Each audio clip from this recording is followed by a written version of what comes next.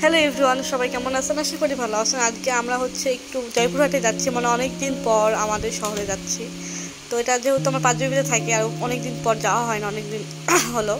তো আমরা একটু কাজে যাচ্ছি জয়পুরহাট, যেহেতু আমার পাঁচবিবিতে ওইরকম কোনো কিছু অ্যাভেলেবল পাওয়া যায় না, এই কারণে জয়পুর থেকে কেনাকাটা করা হয় আমাদের বেসিক্যালি।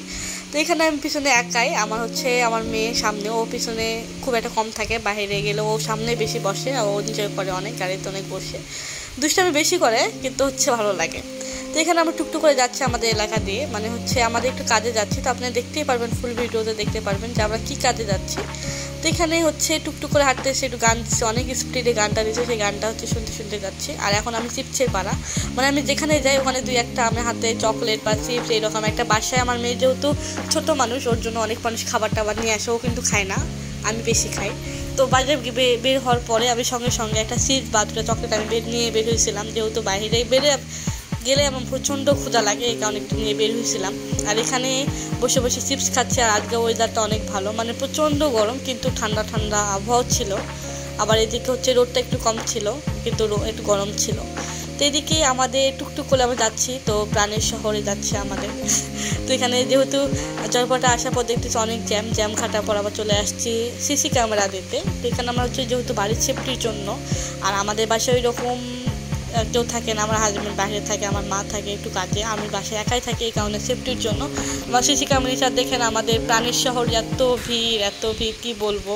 এখানে 2 ঘন্টা আমাদের জ্যাম খাটতে হয়েছে ঢাকা শহরের মতন। তো এখানে এই জায়গাটা অবশ্যই বলবেন, এই জায়গাটা কে কে চেনেন, এটা কোন জায়গা অবশ্যই কমেন্ট করবেন।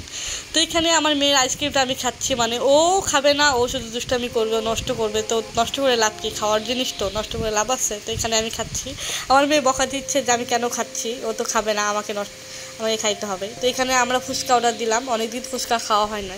এখানকার ফুচকাটা অনেক ভালো ছিল, টকটা একটু মিষ্টি মিষ্টি ছিল, কিন্তু ফুচকাটা মোটামুটি ভালো ছিল। এই পরবর্তী যে আমরা খাবারটা অর্ডার দিছি, একদম কি বলবো, বাজে ছিল। আমার মেয়ে ট্রাই করতেছে যে ফুচকা হচ্ছে কেমন, ও খাইতে পারবে না, শুধু ট্রাই করতেছে, ওকে আমি একটু দিচ্ছি। তো এরপরে এই যে খাবারটা, এটা নাকি স্যুপ বলে, ডিমের স্যুপ, এই ফার্স্ট টাইম আমি খাচ্ছি এটা। কে খাইছেন অবশ্যই কমেন্ট করবেন। আর কি বলবো, এক একজনের চেহারা দেখে বুঝতে পারবেন যে কি একটা অবস্থা, জীবনের এক্সপিরিয়েন্স আমাদের। এই স্যুপটা খাইছি, এই স্যুপ তো আমরা অল টাইম খাই না, কোনো না কোনো স্যুপ, কিন্তু এই স্যুপটা যে কী রকম ছিল, কি বলবো, আমি মুখেও আনতে পারতেছি না যে কি একটা অবস্থা। একদমই লো কোয়ালিটি। জীবনে যদি কেউ খান এরকম অর্ডার দিয়ে না এরকম স্যুপ। তো আমার হাজব্যান্ডের মুখের দিকে তাকাই বুঝতে পারতেছেন যে কী অবস্থা। ও বলতেই পারতেছে না যে খাইতে কেমন হয়েছে, আমাকে বারবার বলতেছে কী অবস্থা, কেমন খাইতে, ও বলতেছে একদমই ভালো না, কি বলবো।